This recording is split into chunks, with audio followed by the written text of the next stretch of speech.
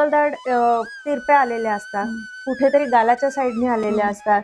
मग त्या केसमध्ये जर त्याचा त्रास असेल तुम्हाला तर त्यामध्ये ती काढून टाकलेली ऑलवेज बेटर. पण तिथे ते जेवण अडकत राहतं आणि त्याच्यामुळे बाजूचे पण दात खराब होतात आणि त्याच्यामुळे काय होतं की बऱ्याच प्रकारचे दुसरे प्रॉब्लेम्स तयार होतात. जसे की अक्कलदाढ जर सारखा सारखा गाल चावत असेल तर त्रास होत नाही पेशंटला, जाणवत अजिबात नाही, पण तिकडे कधीतरी व्हाईट पॅचेस तयार होणं, मग त्याच्यातनं पुढे कॅन्सरस ट्रान्सफॉर्मेशन होणं, ह्या बऱ्याच गोष्टी एवढं छान कव्हर केलंय, सेफ्टी त्याला हे केली आहे बरोबर. मग तो खूप वर्ष जर टिकला पुढे नाही पडला तर त्याला ओव्हर रिटेन डेसिडियस टीथ असं आम्ही म्हणतो. म्हणजे काही दात असे असतात की ते पडतच नाहीत वेळेमध्ये, बरोबर. मग यामध्ये काय होतं की येणारा जो परमनंट टूथ आहे तो तर तयार झालेला असतो, तर तो एकतर कुठेतरी चुकीच्या पोझिशन मध्ये इरप्ट होतो वेडा वाकड्या ठिकाणी, किंवा मग तो बोनच्या आतमध्येच अडकलेला. मॅच्युरिटी नाहीये ह्या सगळ्या गोष्टी समजण्याची आणि पेरेंट्स पण पाहिजे तसं लक्ष देत नाही. एकतर गोष्ट आज ही कॉमन झालेली आहे की दोन्ही पेरेंट्स वर्किंग असतात, त्यामुळे मुलांकडे पाहिजे तसा वेळ दिला जात नाही की सकाळी ते पण रेडी होत आहेत, मुलं पण रेडी होत आहेत, मग ब्रश होतोय नाही होतोय, किती वेळ होतोय, डझंट मॅटर. तो प्रेफरन्स त्याला दिला जात तेच आहे. आणि जसं मी आता बोलले तुम्हाला की चिकट पदार्थ, स्वीट्स, त्याच्यानंतर कोल्ड ड्रिंक्स हे इतके इझिली अवेलेबल आहे की तो आता घराचा भाग झालेला. मला डेंटल ट्रीटमेंट करायची असते तर विदाऊट अनेस्थेशिया कुठली डेंटल ट्रीटमेंट होऊ शकत नाही. पर्टिक्युलरली जसं तुम्ही म्हणताय की वृद्धांमध्ये जिथे की सहसा एकतर दात काढणे ही ट्रीटमेंट असते किंवा इम्प्लांट करणे किंवा अजून कुठली तरी सर्जिकल प्रक्रिया असते, बरोबर. तर त्या केसमध्ये आम्हाला त्यांच्या फिजिशियनचा कन्सेंट, पातळ होण्याची गोळी ज्याला आम्ही म्हणतो इकोस्प्रिन, बऱ्याचदा डायबिटीज मध्ये पण पेशंटला असते किंवा कार्डियाक पेशंट असेल जसं की बायपास सर्जरी वगैरे झालेला त्यांच्यामध्ये असतात, तर ती बंद करावी लागते दात काढण्याच्या आधी. नमस्कार, शमिका उजगे या पॉडकास्टवर तुम्हा सर्वांचं हार्दिक स्वागत. चेहऱ्यावरचं स्मित हास्य आणि निरोगी दात याच्या मागचं काय रहस्य असावं हे सांगण्यासाठी आज आपण आपल्याकडे डेंटिस्ट बोलवलेले आहेत. आपल्याकडे आलेले आहेत डॉक्टर सुमेधा कोंडे. तुमचं माझ्या पॉडकास्टवर हार्दिक हार्दिक स्वागत. नमस्ते. दात दुखत नाही तोपर्यंत डेंटिस्टकडे जायचं नाही, हे खरं आहे का? हे अगदी खरं आहे आणि हे अगदी म्हणजे समाजाच्या प्रत्येकच प्रकारच्या एज ग्रुपमध्ये ही गोष्ट बघायला मिळते की जोपर्यंत दात अगदी दुखत नाही तोपर्यंत डेंटिस्टकडे जायचं नाही. कारण एकतर हा समज आहे की दात 32 आहे तर अगदी एक दात दुखतोय म्हणून काय अडणार नसतंय, बाकी दात मॅनेज करतात. आणि दुसरी गोष्ट एक प्रचंड भीती पण आहे ट्रीटमेंट विषयी की दातांची ट्रीटमेंट करायची म्हणजे इंजेक्शन देऊनच होणार आहे, मग त्या एका इंजेक्शनची भीती. दुसरी गोष्ट एक जे लोकांना विचारलं जातं की माझं दात दुखतोय, मग ती ट्रीटमेंट तुम्ही आधी केलेली आहे, मग कोणी त्याचा एक वेगळा फीडबॅक दिला की नाही त्या रूट कॅनल ट्रीटमेंटला दुखतंच किंवा इंजेक्शन घेताना दुखतंच, तर मग अशा केसेसमध्ये पण काय करतात ना लोक, शक्य तितकं डेंटिस्टकडे व्हिजिट करणं टाळतात. पण याचा परिणाम असा होतो की जर कमी प्रमाणात दुखणं असेल दाताचं तर ते एका छोट्या ट्रीटमेंटमध्ये जर क्युअर होण्यासारखं असेल, पण ते जर पुढे तुम्ही तसंच टाळत गेला ती ट्रीटमेंट करणं तर पुढे त्याच्यासाठी मोठी ट्रीटमेंट लागू शकते, जी की टाइम टेकिंग पण असते आणि खर्चिक पण असते आणि त्याच्यासाठी तुम्हाला होणारा त्रास तो तर मग वेगळाच. डॉक्टर, लहान मुलं पूर्वी पण गोड खायचीच, आताही गोड खातात, पण मग आता कम्पॅरेटिव्हली समस्या का इतक्या वाढलेल्या आहेत दातांच्या? लहान मुलांमधल्या दातांच्या समस्या हा आज एक फार मोठा चिंतेचा विषय झाला आहे पालकांसाठी. कारण पूर्वी अगदी 4 ते 5 वर्षापासून तर 10-15 वर्षापर्यंत मुलांना कुणीही डेंटिस्टकडे नेत नव्हतं आणि आधीही मुलं गोड खायची, चॉकलेट खायची, नाही असं काही नाही, बरोबर. पण आज त्याच्यात फरक हा झालेला आहे की खरं म्हणजे जे गोड पदार्थ आहे त्यात नुसतीच काही साखर म्हणून नाहीये, आर्टिफिशियल स्वीटनर्स असतात, कलरिंग एजंट्स असतात, त्यामुळे हा प्रश्न जास्त वाढलेला आहे. दुसरी गोष्ट, आधी कसं होतं की फ्रिक्वेन्सी इतकी नसायची खाण्याची, वारंवारता नव्हती, म्हणजे कधीतरी चॉकलेट मिळायचं मुलांना. आता काय आहे ना, इतकं इझिली अवेलेबल झालेलं आहे, म्हणजे गोड पदार्थ मागितला तो मिळणार, कोल्ड ड्रिंक्स आहेत. आणि दुसरी गोष्ट ही पण आहे की जे पॅकेट फूड आपण म्हणतो, चिप्स आहेत, कुरकुरे आहे, हा ना आज कुठेतरी पालकांचा पण चॉईस झालेला आहे, त्याच्यामुळे मुलांना ते खूप इझिली अवेलेबल होतात आणि हे स्टिकी फूडमुळे खूप जास्त प्रमाण वाढलेलं आहे लहान मुलांमध्ये दातांना कीड लागण्याचं.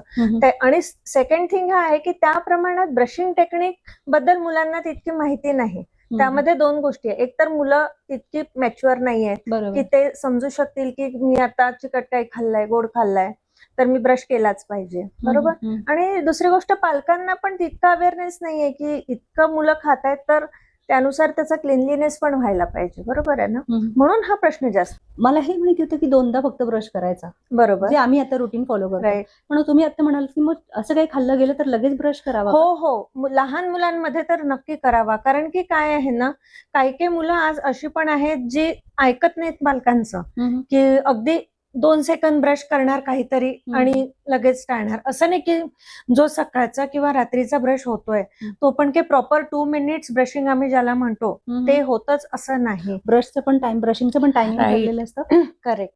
2 मिनिट्स ब्रशिंग, आणि तेही अगदी जेंटल प्रेशरमध्ये. हा पण एक आहे मुद्दा ज्याच्यावर आपण बोलूया.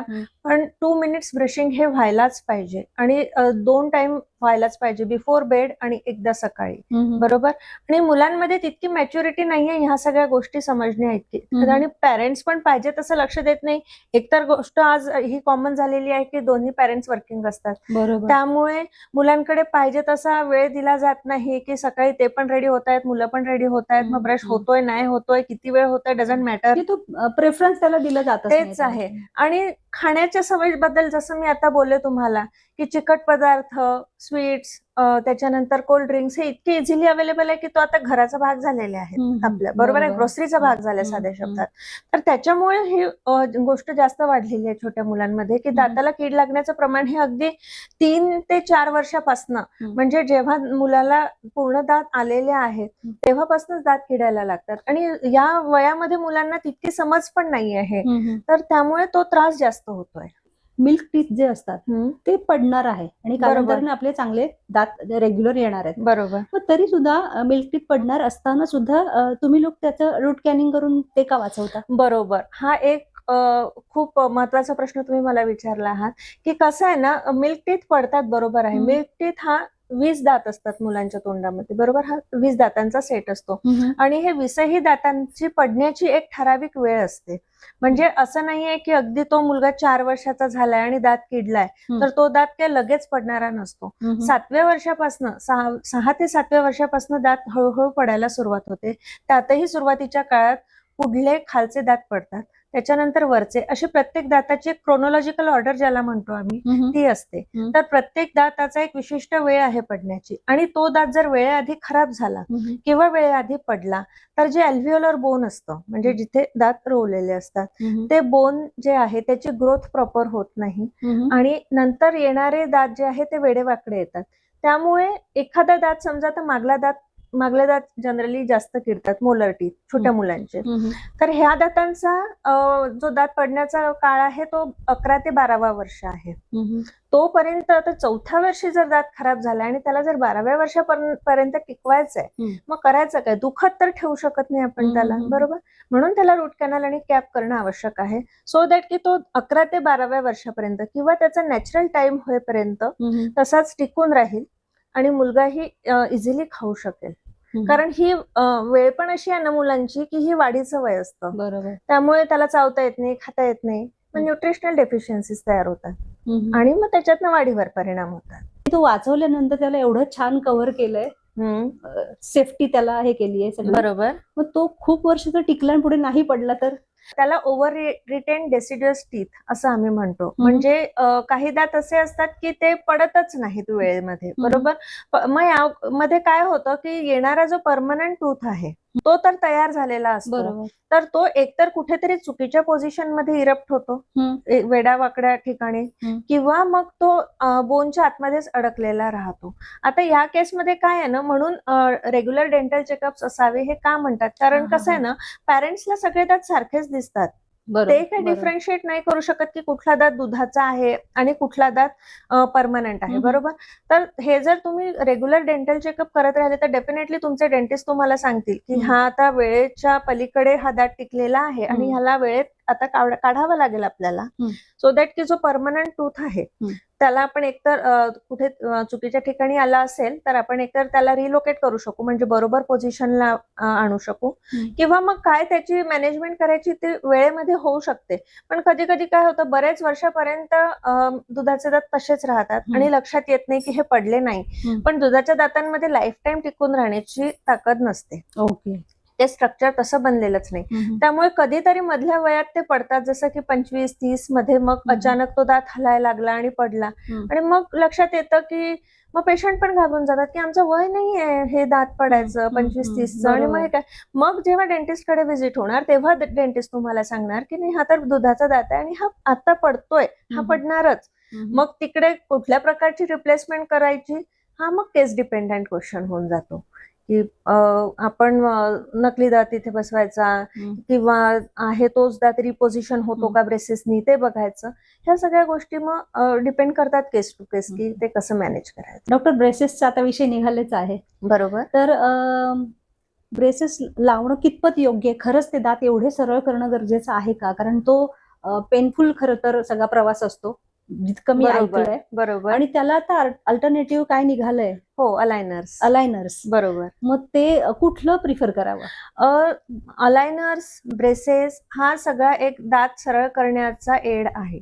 म्हणजे वेडेवाकडे दात असतील तर ते सरळ करणे.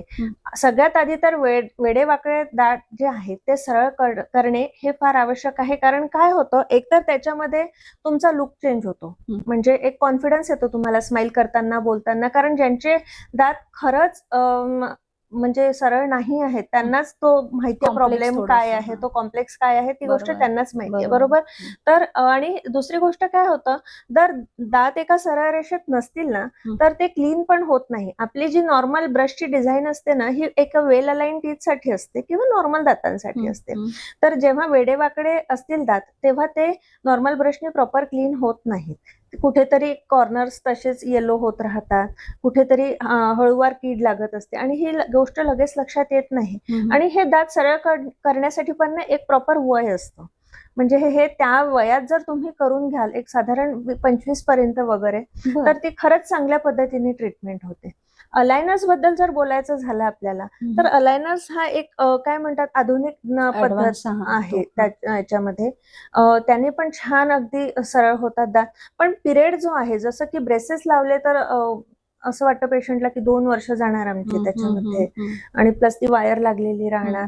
तर त्याचा तो एक अल्टरनेटिव्ह आहे, पण वेळ त्याच्यामध्ये पण तितकाच लागतो. कारण काय आहे ना, जेव्हा दात आपण सरळ करण्याची प्रक्रिया करतो तर एका बियॉन्ड बायोलॉजिक लिमिट आपण दातांवर प्रेशर नाही देऊ शकत.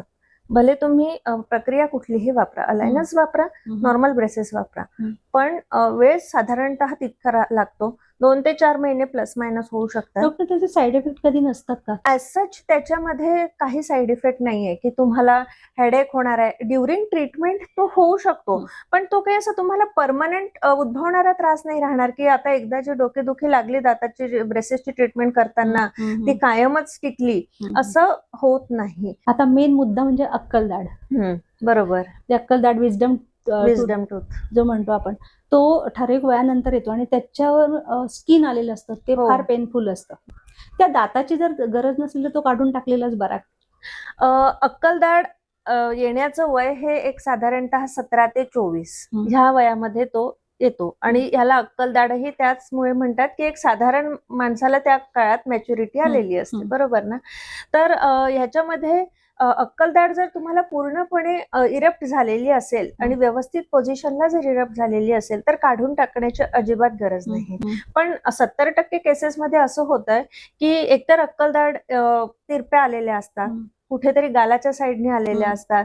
मग त्या केसमध्ये जर त्याचा त्रास असेल तुम्हाला तर त्यामध्ये ती काढून टाकलेली ऑलवेज बेटर. कारण की काय होतं, अक्कलदाढी या कधी कधी त्रास देत नाही, म्हणजे प्रत्येक वेळेस दुखेलच असं नाही, त्याच्यानंतर त्याचा काही त्रास असेल असं पण नाही, पण तिथे जे जेवण अडकत राहतं आणि त्याच्यामुळे बाजूचे पण दात खराब होतात. आणि त्याच्यामुळे काय होतं की बऱ्याच प्रकारचे दुसरे प्रॉब्लेम्स तयार होतात, जसे की अक्कलदाढ जर सारखा सारखा गाल चावत असेल तर त्रास होत नाही पेशंटला, जाणवत अजिबात नाही, पण तिकडे कधीतरी व्हाईट पॅचेस तयार होणं, मग त्याच्यातनं पुढे कॅन्सरस ट्रान्सफॉर्मेशन होणं, ह्या बऱ्याच गोष्टी रिलेटेड आहेत. त्यामुळे रेग्युलर डेंटल चेकअप मध्ये जर तुम्हाला कधी तुमच्या डेंटिस्टने सांगितलं की नाही तुमची अक्कलदाढ हा अशा प्रकारचा हे करते आहे की व्हाईट पॅच तयार व्हायला लागल्या गालावर किंवा कुठेतरी टोचून टोचून त्यांनी अल्सरेशन्स व्हायला लागले, तर तुम्ही ते आणि ते तुम्हाला सजेस्ट करत असतील की हे काढून टाकलेली बेटर आहे, तर जरूर तुम्ही त्याचा कॉल घ्यावा. कारण की काय आहे की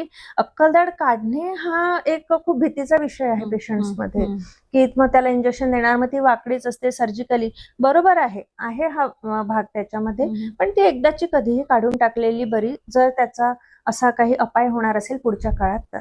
साधारणतः डेंटिस्टकडे किती दिवसांनी जावं रेग्युलर चेकअपसाठी? आम्हाला जर विचाराल तर 6 महिन्यातनं एकदा कंपल्सरी डेंटल चेकअप करावं.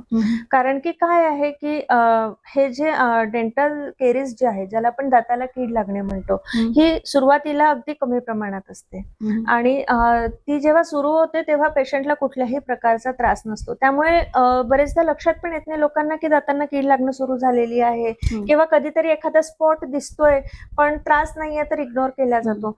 पण जसं मी आधीही बोलले की छोटी कीड जर तुम्ही तेव्हाच्या तेव्हा रिस्टोर करून घेतली, म्हणजे साध्या शब्दात तिथे सिमेंट वगैरे भरून घेतलं, तर पुढे ती वाढत नाही आणि तुमचा दात आहे तसा पुढे तो हेल्दी राहू शकतो, असं आहे. आणि ती जर आपला अगदी दुखेपर्यंत आपण इग्नोर करतो जसं आपण बोललो, त्याच्यानंतर तो किंवा सेन्सिटिव्ह होईपर्यंत तसाच ठेवला तो दात, तर मग पुढे रूट कॅनाल आणि मग कॅप, मग त्या सगळ्या गोष्टी आल्याच रिलेटेड. डॉक्टर आता बोलतो सेन्सिटिव्ह हा शब्द तुम्ही वापरला, सेन्सिटिव्हिटी जी दाताची आहे ती ठराविक कारणांमुळे होते का किंवा ठराविक वयातच असते का? म्हणजे असं मला वाटायचं की वय जास्त झालं की दात सेन्सिटिव्ह होतात, पण आता मी लहान मुलांचं पण ऐकलंय की दात दुखतात, काही खाल्लं की त्यांना जाणवतंय, तर त्याचं काय कारण असतं? दात सेन्सिटिव्ह होण्याची अनेक कारणे असतात, जसं की काही काहींना हायपर ऍसिडिटी आहे, तर त्यामध्ये पण दात सेन्सिटिव्ह होतात बरेचदा, किंवा चुकीच्या सवयी असतात, जसं की स्मोकिंग हॅबिट आहे, किंवा अजून काय हार्श ब्रशिंग जर असेल तर त्याच्यामध्ये पण काय होतं की पेशंटला माहित नसते की त्यांची ब्रशिंग टेक्निक चुकीची आहे. खूप जोराने दात घासणे हा जो प्रकार आहे तो जर असेल तर त्यामुळे काय होतं की दाताची जी वरची आपली प्रोटेक्टिव्ह लेअर असते, ज्याला आपण इनामल म्हणतो, ते जर वेअर ऑफ होत असेल तर त्याच्यामुळे दाताची सेन्सिटिव्हिटी वाढते. तर ह्या मल्टिपल गोष्टी जर तुम्हाला कधी वाटत असेल की दात सेन्सिटिव्ह होतात, तर बेटर तुम्ही तुमच्या डेंटिस्टला व्हिजिट करा, सो दॅट की ते एक्झॅक्ट रिझन काय आहे ते शोधू शकतील. छोट्या मुलांमध्ये तुम्ही जे म्हणताय की दातांना सेन्सिटिव्हिटी होते, तर त्याचं रिझन हे आहे की दातांना कुठेतरी कीड लागलेली असते. कीड लागलं की वरचं जे इनामल लेअर असतं ती डिग्रेड व्हायला सुरुवात होते आणि त्याच्यामुळे दात सेन्सिटिव्ह व्हायला सुरुवात होतो. म्हणजे अगदी दात रूट कॅनलला जात असेल तर पाण्याची सेन्सिटिव्हिटी होणं किंवा गोड खाल्ल्यावर थोडंसं दुखणं ही पहिली पायरी आहे. बर, हे जर तुम्हाला लक्षणं आढळत असतील तर तुम्ही लवकरात लवकर तुमच्या डेंटिस्टला व्हिजिट करू शकता. इतके ऍडव्हर्टाईज आम्ही पाहतो, बरोबर, टूथपेस्ट में नमक आहे, काही याच्यामध्ये काही वेगळं आहे, काही याच्यामध्ये कोळसा आहे, नीमचे पत्ते आहेत, ती कुठली पेस्ट वापरावी? आणि दुसरी गोष्ट, ब्रश, 100 प्रकारचे ब्रश आहेत, सॉफ्ट आहेत किंवा झिगझॅग आहेत, नक्की कुठला निवडायचा? हा अगदी तुम्ही योग्य प्रश्न विचारलेला आहे मला. ह्याच्यामध्ये आजकाल इतक्या उत्पादनांच्या इतक्या जाहिराती येतात की आणि जी जाहिरात थोडी डॉमिनंट प्रकारची असेल ते पेशंट परचेस करतात बाय डिफॉल्ट, हे आम्ही पण नोटीस केलेलं आहे, बरोबर. पण मी सजेस्ट करते की एक तुमचा जसा एज ग्रुप आहे त्याच्यानुसार तुम्ही एकतर ब्रश निवडावा. दुसरी गोष्ट, तुमच्या दातांची जशी अरेंजमेंट आहे किंवा रिक्वायरमेंट आहे त्याच्यानुसार ब्रश तुम्ही सिलेक्ट केला पाहिजे. ओके, जसं आता तुमचं एक मिडल एज मध्ये तुम्ही आलेला आहात, तर ह्या काळामध्ये काय होतं ना की इनॅमल थिन व्हायला सुरुवात होते हळूहळू, बरोबर. आणि काही लोकांच्या याच्यात जसं मी बोलले की एक खूप हार्श ब्रशिंग झालेलं असतं, जेव्हा माहिती नसतं आपल्याला की हे असं करू नये, बरोबर. तर त्याच्यामुळे सुद्धा इनॅमलची लेअर थिन झालेली असते. ह्या केसमध्ये तुम्ही अल्ट्रा सॉफ्ट टूथब्रश जो येतो कुठल्याही ब्रँडचा घेऊ शकता. अल्ट्रा सॉफ्ट असणं गरजेचं आहे, फार हार्ड टूथब्रश वापरू नये.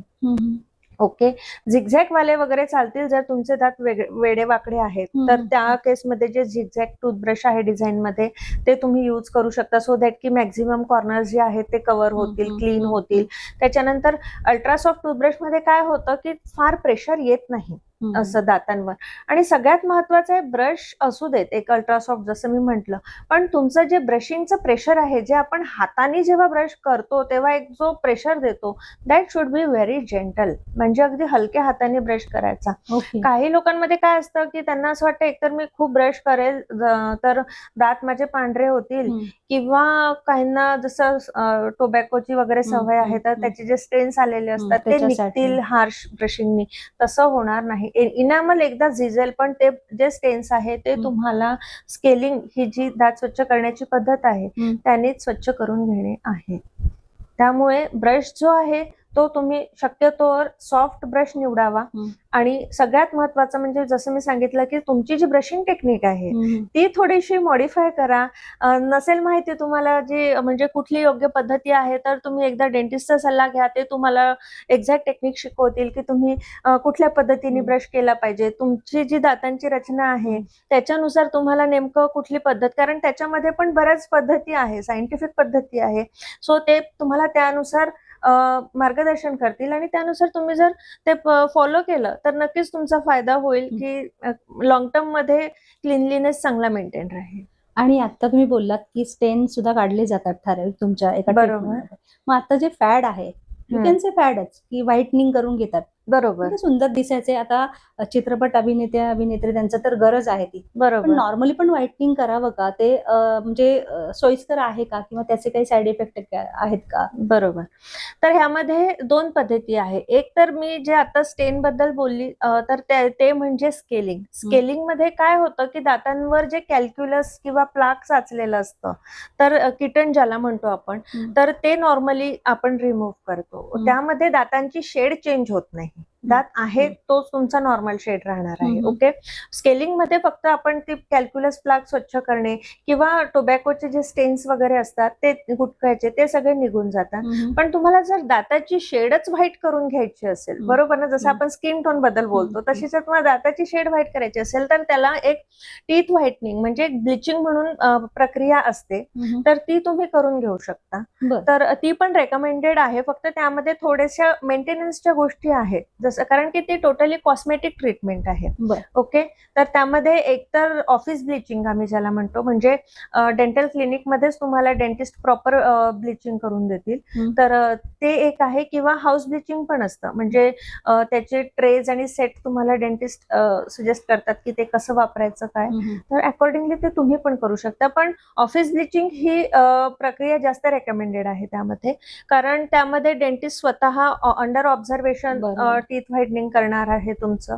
आता याच्यामध्ये फक्त असं आहे की आफ्टर टीथ व्हाईटनिंग एक 48 तासापर्यंत फार काही स्टेन करणारे पदार्थ तुम्ही खाऊ नये. जसं की हळद आहे कुठल्या पदार्थात, किंवा काही कलरिंग एजंट्स असतील आईस्क्रीम मध्ये म्हणा किंवा कुठल्या पदार्थांमध्ये, तर असे पदार्थ तुम्हाला टाळावे लागतील. आणि थोडे एक्स्ट्रीम टेम्परेचरचे पदार्थ एक 24 तासासाठी अवॉइड करायचे, जसे की खूप थंड किंवा खूप गरम, कारण यामुळे एखाद वेळी सेन्सिटिव्हिटी उद्भवू शकते पेशंटला, त्याचा थोडासा त्रास होऊ शकतो. पण बाकी त्यामध्ये असं घाबरण्यासारखं किंवा असं मेजर साईड इफेक्ट म्हणून काही नाही आहे. हा, हे पण आहे त्याच्यामध्ये की कालांतराने तुमच्या दाताचा जो नॅचरल शेड आहे तो रिगेन होतो, तर त्यानंतर तुम्ही ती प्रक्रिया परत करू शकता. अगदी लगेच होतं ते असं नाही आहे. 6 महिने, 1 वर्ष तुमचा मेंटेनन्स कसा आहे त्याच्यावर ऑब्व्हियसली ती गोष्ट डिपेंड आहे, पण ती तुम्ही परत सुद्धा करून घेऊ शकता. पण मी असं तुम्हाला समजा जाणवत आहे की नाही ब्लिचिंग केल्याच्या नंतर मला खूपच त्रास होतो, त्या वेळेला तुम्ही थांबवू शकता. पण अदरवाईज तुम्हाला खूप काय प्रॉब्लेम नाहीये तर तुम्ही टीथ व्हाईटनिंग करून घेऊ शकता. किंवा तुम्हाला एक परमनंट शेड जर पाहिजे तर आजकाल जी पद्धत आहे विनियर्स ज्याला आम्ही म्हणतो, तर विनियर्स पण चांगली पद्धत आहे. म्हणजे त्यामध्ये काय करतो ना, हे अगदी थिन शेल सारखे कव्हर्स असतात दातांवर, तर विनियर म्हणजे अगदी कॉन्झर्वेटिव्ह प्रक्रिया आहे डेंटिस्ट्री मधली. तर ती जसं आपण सेलिब्रिटी स्माइल आजकाल म्हणतो, सगळे दात त्यांचे एकसारखे दिसतात, सिंगल शेड मध्ये दिसतात, तर त्याच्यासाठी विनियर्स हे बेस्ट आहेत. म्हणजे कारण त्याला रिपिटेशन नाहीये. जसं मी आता म्हटलं की टीथ व्हाईटनिंग मध्ये तुम्हाला कालांतराने ते करायला लागेल, जेव्हा तुम्ही नोटीस करताय की तुमचं नॅचरल शेड रिगेन झालंय, तर veneers is one of the best procedure if you want a celebrity smile. पूर्वी एक पद्धत होती, दातांना त्रास व्हायला लागले की एक एक करून काढायचे, कारण डोक्याला त्रासच नको काही. साधारणपणे पूर्वीच्या लोकांमध्ये दात दुखायला लागले किंवा जसं वय वाढेल ते डोक्यात ठेवलेलं की सगळे दात काढायचे बाबा आणि बरोबर कवळी बसवायची, बरोबर आणि ती पण नॉर्मल सूट झाली तर ठीक, अदरवाईज तसंच कॅरी करायचं. बरोबर. मग ते कितपत योग्य आहे? ह्यामध्ये बघा, जसं तुम्ही म्हणताय की पूर्वीच्या काळी हा ट्रेंड होता हम्म. की दात दुखला की काढून टाकायचा हा एकच पर्याय होता. बरोबर. तेव्हा रूट कॅनल करणे, दात वाचवणे, कॅप लावणे हे पर्याय कोणी देत पण नव्हतं, पेशंटला तितकं माहिती पण नसायचं. तर दात काढले जायचे आणि मग हशायच्यात नंतर काय की असं एका वेळेनंतर सगळेच दात निघून जायचे, बरोबर. तर त्यानंतर जी कवळी लावली जाते, तर कवळी हा एक थोडा आता जुना ऑप्शन झालेला आहे, कारण कवळी हा एक काढणं घालण्याचा ऑप्शन आहे. बरोबर. म्हणजे त्याच्यासाठी तुम्हाला मेंटेनन्स आलं, त्यानंतर काढून ठेवणे, त्याच्यानंतर प्रत्येकालाच इतका पेशन्स आहे आजच्या काळात असं नाहीये, बरोबर. बरोबर. प्रत्येकालाच फिक्स ऑप्शन हवाय. कवळीमध्ये थोडेसे डिसएडव्हान्टेजेस असे आहे की ती जर प्रॉपर सूट झाली नसेल तर तोंडामध्ये अल्सर येणे, त्याच्यानंतर बोलण्यामध्ये उच्चार चुकणे, चावणं इफेक्टिव्हली न होणे, त्याच्यामुळे पचनाचे विकार होणे, ह्या सगळ्या इंटर रिलेटेड गोष्टी होतात. त्यामुळे आता जर तुम्ही बघाल तर डेंटल इम्प्लांट्स हा एक खूप चांगला ऑप्शन आलेला आहे. याच्यामध्ये तुम्ही इम्प्लांट सपोर्टेड कवळी पण करून घेऊ शकता, ज्याला आम्ही हायब्रिड डेंचर म्हणतो, किंवा ओव्हर डेंचर्स पण आहे की ते एका पर्टिक्युलर प्रकारचे बटन्सवर फिक्स केले जातात. तर त्यामध्ये काय होतं की कवळी ही एक प्रकारे फिक्स बसली जाते, त्यामुळे तुम्हाला काढणे घालणे, तिचा जो मेंटेनन्स आहे तो राहत नाही. तुम्ही एक नॉर्मल ब्रशिंग आणि फ्लॉसिंगद्वारे जरी तिला मेंटेन ठेवत असाल तरी मोर दॅन इनफ आहे. त्यामध्ये बाकी तुम्हाला बोलण्याचा प्रॉब्लेम येत नाही, चावण्याचा प्रॉब्लेम येत नाही. अगदी तुम्ही जसे तुमचे नॅचरल टीथ यूज केले त्याच्या खालोखालच ते सगळं फंक्शनिंग त्याचं राहणार आहे. त्यामुळे नॉर्मल कवळीच्या ऐवजी आजकाल आम्ही जो प्रिफरन्स देतो ट्रीटमेंटमध्ये, त्यामध्ये डेंटल इम्प्लांट्स, त्याच्यानंतर इम्प्लांट सपोर्टेड डेंचर किंवा हायब्रिड डेंचर्स ज्याला आम्ही म्हणतो, हा एक बेटर ऑप्शन आहे असं मी. आजकाल माउथ वॉश वापरण्याचा ट्रेंड आहे, प्रत्येकाच्या पर्समध्ये, खिशामध्ये माउथ वॉश आहे. मग ते एक स्टँडर्ड झालंय प्रत्येकाचं की त्यांना चूळ भरली की हा बाबा झालं, मग ब्रश करायला नाही मिळालं तरी चालेल. हे कितपत योग्य आहे? तुम्हाला कुठल्या प्रकारचा त्रास आहे त्यानुसार जर तुम्ही डेंटिस्टच्या सल्ल्याने माउथवॉश वापरत असाल तर एक चांगलं राहील, कारण की प्रत्येक गोष्टीसाठी माउथवॉश वेगळे वेगळे येतात. आणि जनरली काय होतं की जो एक थोडासा वेल नोन असेल ब्रँड म्हणा किंवा प्रकार म्हणा तोच परचेस केला जातो, बरोबर. तर त्याऐवजी तुम्ही डेंटिस्टच्या सल्ल्याने घ्या. म्हणजे खरंच तुम्हाला हिरड्यांचे आजार आहेत का, जिंजायवायटिस आहे का, पेरिओडॉन्टायटिस आहे का, म्हणजे हिरड्यांमधनं रक्त येणे किंवा पस येणे हे आजार असतील तर त्यासाठी वेगळ्या प्रकारचे माउथवॉश असतात. त्याच्यानंतर जर तुम्हाला एक रुटीन लाईफमध्ये वापरायचा असेल तर त्याचा एक वेगळा माउथवॉश असतो. सेकंडली त्याच्यामध्ये पण त्याचा एक डायल्युशन रेशो असतो. काही काही माउथवॉश डायल्यूट करून वापरण्याचे असतात, काही काही डायरेक्ट पण तुम्ही वापरू शकता. तर त्यामुळे काय असतं ना, म्हणून मी म्हणते की तुम्ही थोडा जर सल्ला घेऊन, एक्सपर्ट ऍडवाइस घेऊन जर ह्याचा वापर कराल तर तुम्हाला नक्की बेनिफिट होईल. कारण की काय होतं, काही काही माउथवॉशमुळे ना स्टेनिंग पण होतं दातांचं.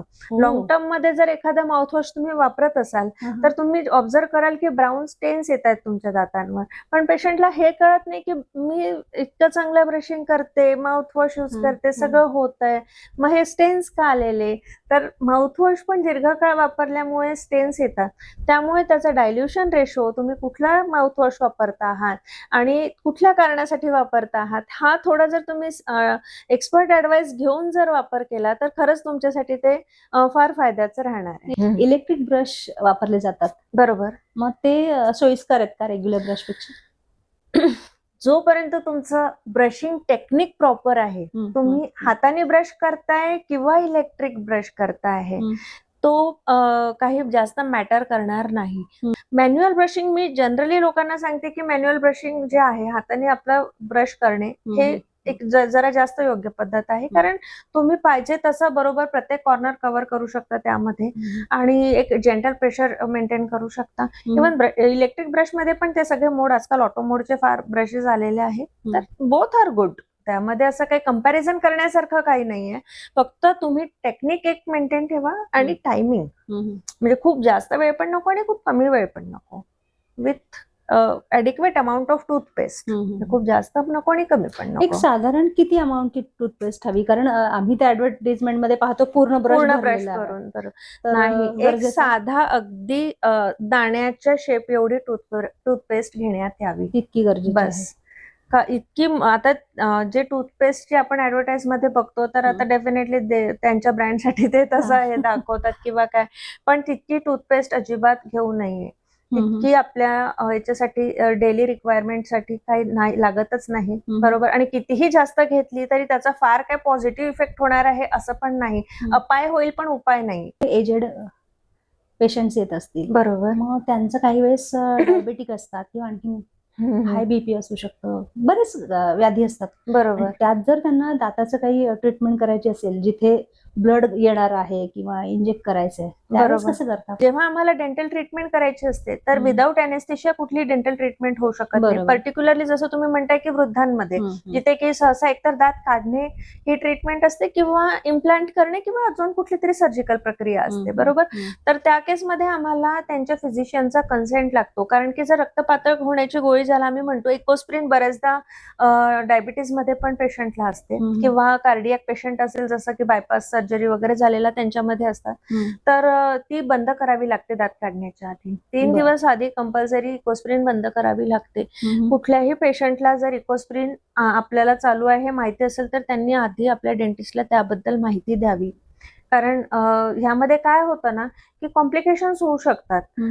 अर्थात डेंटिस्ट ही गोष्ट विचारतात स्वतःहून, पण एक कुठेतरी पेशंटची पण जबाबदारी आहे. त्यांच्या फिजिशियन कडून आम्ही कन्सेंट मागवतो आणि अजून कुठली मग त्याच्यानुसार काही ड्रग्स चेंज करायचे का, किंवा आम्हाला जर दातांच्या ट्रीटमेंटसाठी कुठल्या अतिरिक्त जर औषधं द्यायची असतील तर पेशंटचे आधीचे जे औषधं सुरू आहेत त्याच्यासोबत कुठे ड्रग इंटरॅक्शन नको व्हायला, बरोबर. नाहीतर पेशंटला त्याचा त्रास होऊ शकतो. तर त्यानुसार मग आम्ही आमचे कुठले औषधं ऍडजस्ट करायचे, डोस ऍडजस्ट करायचे, किंवा कधी कधी त्यांचे फिजिशियन सजेस्ट करतात की तुम्ही हे औषध त्यांना सुरू करा, ही पेन किलर द्या. अकॉर्डिंगली मग आम्ही पण तसं करू शकतो. डॉक्टर, तुम्हाला जर ऑडियन्सना भेटायचं असेल तर त्यांनी कुठे तुमचं क्लिनिक आणि कुठे तुम्हाला भेट द्यावी आणि काय तुमचं टायमिंग वगैरे असणार आहे? माझं क्लिनिक नांदेड सिटीमध्ये डेस्टिनेशन सेंटर 1 मध्ये आहे, शॉप नंबर F29.